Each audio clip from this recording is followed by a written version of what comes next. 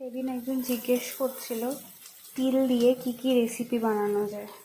সেরকমভাবে তিল বেটে নেওয়া হয়েছে এবং ছোট্ট ছোট্ট করে পেঁয়াজ নুন দিয়ে এটা হালকা ব্রাউন মতো ভেজে সামান্য একটু হলুদ দিয়ে তিলটা দিয়ে ভাজা ভাজা করতে হবে।